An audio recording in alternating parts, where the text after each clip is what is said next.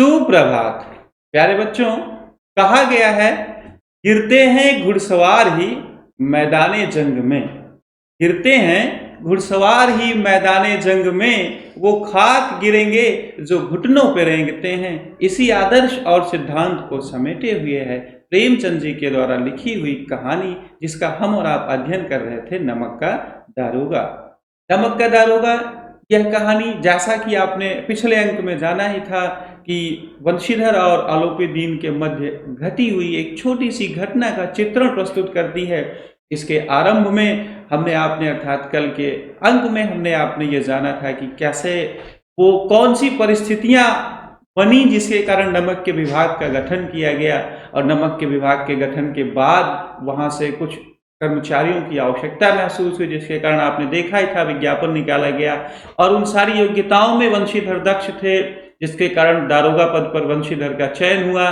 तो जब पहले दिन अपनी नौकरी पर कार्य करने के लिए वंशीधर जी जा रहे थे, तो उनके पिताजी ने उनको कुछ शिक्षाएं दी, और जो कि बहुत ही महत्वपूर्ण शिक्षाएं इस पाठ में, जिसका हमने और आपने पिछले अंक में विधिवत वर्णन किया। संक्षेप में मैं उसका वर्णन आपसे कर दूं, फिर से मैं आपको बता दूं कि पिताजी ने सबसे पहले लड़कियों के प्रति सामाजिक सोच को प्रदर्शित किया। जैसा कि आपने देखा ही था कि पिताजी कहते हैं लड़कियां हैं जो घास फूस की तरह बढ़ती जाती। इसके बाद पिताजी बताते हैं कि ओहदे को दरकिरार करते हुए पैसे को ही सर्वश्रेष्ठ दिखाना, यह सोच अपने बच्चे के अंदर भरना चाहते हैं वंशीधर के पिताजी। अर्थात पाठ में यदि आपको ध्यान हो तो पिताजी कहते हैं कि ओहदा तो पीर का मजार है, निगाह हमेशा चढ़ावे और चादर पर रखना चाहिए, इन पंक्तियों के माध्यम से। इसके बाद जो अगली शिक्षा रही पिताजी की, ये रही कि मासिक वेतन तो पूर्णमासी का चांद है, इस पर विशेष ध्यान देने की आवश्यकता नहीं है। ध्यान कहाँ देना है? ध्यान ज्यादा वहां देना है जहां से ऊपरी आय, क्योंकि ऊपरी आय पिताजी के अनुसार बहता हुआ स्रोत है और इसका अवसर ईश्वर होता है। इसके बाद पिताजी ने अपने पुत्र को सबसे महत्वपूर्ण शिक्षाओं में एक और शिक्षा यह दी कि हमेशा बेटा अवसरवादी सोच ग्रहण करना, अर्थात जब आपका हित हो और आपका हित किसी से झुकने में हो तो झुक जाना, और आपका हित किसी से अकड़ कर बात करने में हो तो अकड़ कर बात कर लेना। तो कहीं न कहीं इसमें तमाम ऐसी शिक्षाएं हैं जो आपको नकारात्मक दिशा में प्रेरित करती हैं। तो प्यारे बच्चों, मैं आपको यह बता दूं, पिताजी ने ये सारी शिक्षाएं अपने पुत्र को इसलिए दी क्योंकि पिताजी का पूरा जीवन गरीबी में, अभावों में बीता था, और गरीबी और अभाव में जिया हुआ व्यक्ति हमेशा पैसे को ही श्रेष्ठ सिद्ध करना चाहता है। और पिताजी ने देखा था कि उनके जीवन में पैसा कमाने का अवसर नहीं आया, जिस कारण उन्हें सामाजिक प्रतिष्ठा नहीं मिल सकी जो वो चाह रहे थे, और पुत्र के जीवन में यह पैसा कमाने का अवसर आया है तो यह भी कहीं न कहीं उस प्रतिष्ठा से वंचित ना रह जाए, इसलिए उन्होंने अपने जीवन के सारे अनुभव अपने पुत्र पर उड़ेल दिए।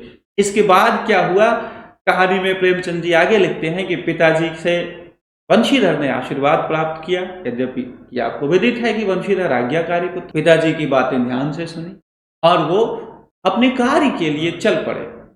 इस विस्तृत संसार में उनके लिए धैर्य ही अपना मित्र, बुद्धि ही अपनी पथ प्रदर्शक और आत्मावलंबन ही अपना सहायक था।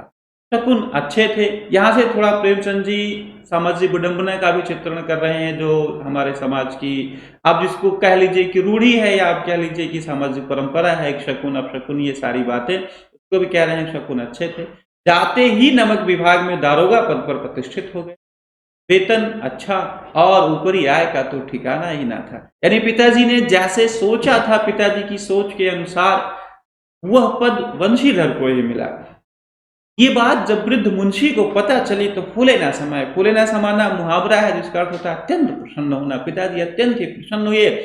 अब स्थिति क्या बनी कि जब जो महाजन लोग थे, यानी जिनसे वंशीधर के परिवार वालों ने कर्ज लिया था, वो अब कुछ नरम पड़े। यानी वंशीधर लोगों को ये लगा कि वंशीधर के पास अब धन आने लगा है, तो ये यहाँ से प्रेमचंद जी सामाजिक सोच प्रदर्शित कर रहे हैं। समाज के लोगों की क्या सोच है, यानी कहीं न कहीं आज भी समाज के लोग जिस व्यक्ति के पास धन है उसका ज्यादा सम्मान करते हैं। इसका यथार्थ चित्रण करते हुए प्रेमचंद जी ने लिखा, महाजन कुछ नरम पड़े, तलवार की आशा लता लहराई, परंतु पड़ोसियों के हृदय में सूल उठने लगे।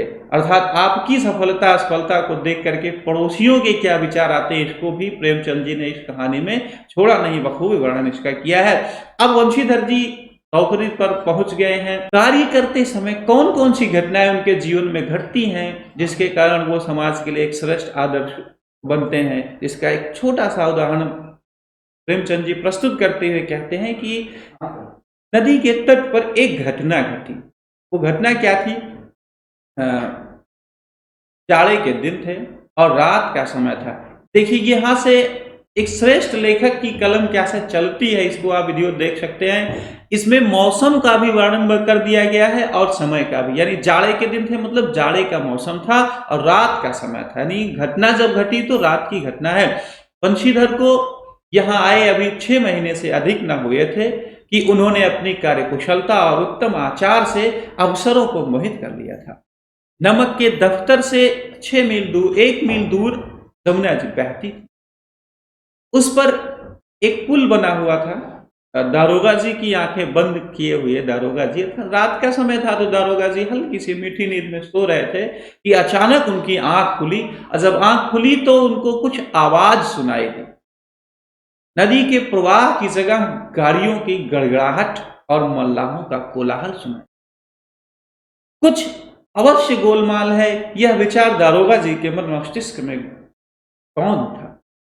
तर्क ने भ्रम को पुष्ट किया और पुष्टि हेतु दारोगा जी तुरंत उठ खड़े हुए, वर्दी पहनी, तमंचा जेब में रखा, घोड़े पर सवार होकर घटनास्थल की ओर चल दिए और पहुंच जाते हैं तो देखा कि कुछ गाड़ियां नदी का पुल जो है पुल से नदी पार कर रही। स्वभाव से दारोगा थे तो आप जान ही रहे हैं, डांट कर पूछा किसकी गाड़ियां हैं?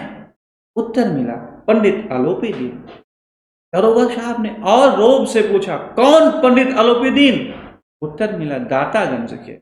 तो प्यारे बच्चों, आपको जिज्ञासा हो रही होगी कि आखिर ये बंशीधर ने आलोपीदीन के बारे में पूछा, कौन आलोपीदीन, अर्थात वो भी आलोपीदीन से परिचित नहीं थे। तो आपको भी जिज्ञासा हो रही होगी कि आलोपीदीन कौन है।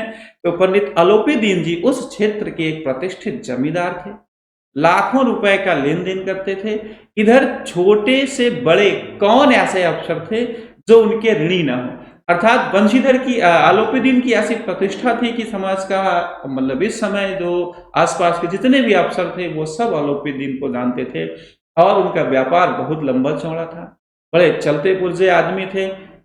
अंग्रेज अफसर इनके इलाके में शिकार खेलने आते थे और उनके मेहमान बनते थे। 12 माह सदाबरत चलता रहता था, अर्थात हमेशा आलोपीदीन जी के यहाँ अफसरों का आना जाना लगा रहता था। और तो और आलोपीदीन को लक्ष्मी पर अखंड विश्वास था। उनका मानना था कि न्याय और नीति सब लक्ष्मी के खिलौने हैं, वे जैसा इन्हें चाहती हैं वैसे नचाती हैं। यहाँ से प्रेमचंद जी सिद्ध करना चाहते हैं कि यदि आपके पास धन है तो जो सामाजिक नियम है और जो न्याय है वो सब आपके हाथों की कठपुतली है। आप जैसा चाहेंगे आपके अनुसार आपका सामाजिक नियम बनेगा और आपके अनुसार आपका न्याय होगा। अर्थात न्याय और नीति सब लक्ष्मी के खिलौने हैं। ये सब लक्ष्मी के आधार पर जो निर्दोष है उसको दोषी और जो दोषी है उसको निर्दोष। तो दोष शक्तिशाली का हित साधन ही न्याय है, जैसा कि राजनीति शास्त्र में किसी विद्वान ने कहा था। तो कहीं न कहीं आलोपीदीन भी इसी सिद्धांत को मानते हैं और इसी विश्वास के बदले आलोपीदीन ने समाज में अपनी प्रतिष्ठा बना रखी थी। ये आलोपीदीन का संक्षिप्त परिचय था। सेवकों से बातचीत करने के बाद बंशीधर से रहा नहीं गया, सीधे आलोपीदीन के पास पहुंचते हैं। अब आलोपीदीन और बंशीधर के मध्य कैसे संवाद हुए उसका वर्णन प्रेमचंद जी ने बड़े अच्छे ढंग से किया है। तो आलोपीदीन तो जान ही रहे हैं जो कि दोषी सिद्ध हो चुके हैं। बंशीधर की नजरों में कैसे वो आलोपीदीन बात कर रहे हैं। आलोपीदीन और बंशीधर का संवाद प्रेमचंद जी एक शिक्षा देने के लिए आपके मध्य उपस्थित करते हैं कि हमारी और आपकी जो कम्युनिकेशन स्किल है, जो बोलने की कला है, यानी वाणी की जो चतुराई है, जो वाक चातुर्य है, यदि आपके अंदर है तो कहीं न कहीं आपके अंदर का जो अवगुण है वो छिप जाता है। इस बात पर देखिए आलोपीदीन कैसे एक कुशल वक्ता थे, इसका वर्णन करते हुए प्रेमचंद जी लिखते हैं। आलोपीदीन ने बंशीधर से कहा, बाबूजी कहिए हमसे ऐसा कौन सा अपराध हुआ कि आपने गाड़ियां रोक दी और हम ब्राह्मणों पर तो आपकी कृपा दृष्टि रहनी चाहिए। यहाँ एक छोटा सा शब्द मिला है जिसकी आलोचकों ने आलोचना की है, हम ब्राह्मणों पर तो आपकी कृपा दृष्टि रहनी चाहिए। अर्थात ब्राह्मण चाहे गलत रास्ते पर जाए चाहे सही रास्ते पर जाए, समाज में उसको श्रेष्ठ दृष्टि से देखा जाता है। पर यहाँ जो प्रेमचंद जी का ब्राह्मण है वो ब्राह्मण जाति का ब्राह्मण नहीं है। यहाँ से हमारा जो तात्पर्य, जो जिन ब्राह्मणों का हमेशा सम्मान किया जाता था, जिसका तुलसीदास जी ने वर्णन किया अपने रामचरितमानस में कि पूजन विप्र सकल गुणहीना, वो ब्राह्मण जो थे वो कर्म से श्रेष्ठ होते थे, जाति के को दरकिनार किया गया था। यानी जो हमारे शास्त्रों की बात लिखी गई है जिसमें कहा गया है कि जन्मना जायते शूद्र संस्कारा द्विजुत्यते, या आप कह लीजिए ब्राह्मणों मुखमासीत राजन्य बाहुकृत, ये सारी बातें ये बताती हैं कि जो व्यक्ति श्रेष्ठ कर्म करते हैं वो समाज में ब्राह्मणों की पदवी को प्राप्त करते हैं और ऐसे लोगों का सदैव सम्मान किया जाता है। यानी हमारा भारतीय समाज सदैव ज्ञान का सम्मान करता है, समाज को नया दिशा देने वाले, समाज का पथ प्रदर्शन करने वाले लोगों का सम्मान करता है और उसी का नाजायज फायदा उठा रहे हैं आलोपीदीन जी। चूंकि ये जाति के ब्राह्मण हैं तो ये बात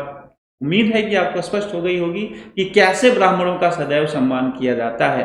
तो वंशीधर पर आलोपीदीन की इस बात का कोई विशेष प्रभाव नहीं पड़ा, रुखाई से बोले सरकारी हुक्म।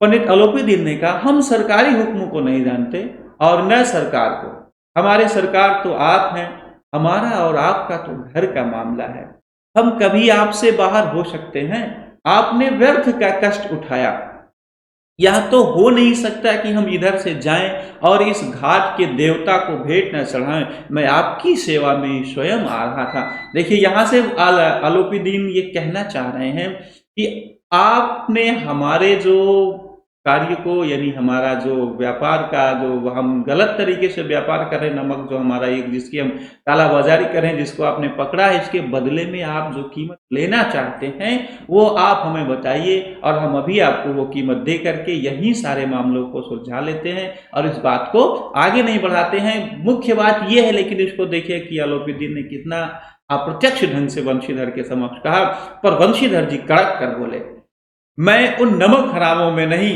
जो कौड़ियों पर अपना ईमान बेचते फिरते हैं। आप इस समय हिरासत में हैं, आपका कायदे के अनुसार चालान होगा, कायदे का मतलब कानून के अनुसार, नियम के अनुसार अब आपका चालान होगा, बस मुझे अधिक बातें करने की फुर्सत नहीं है।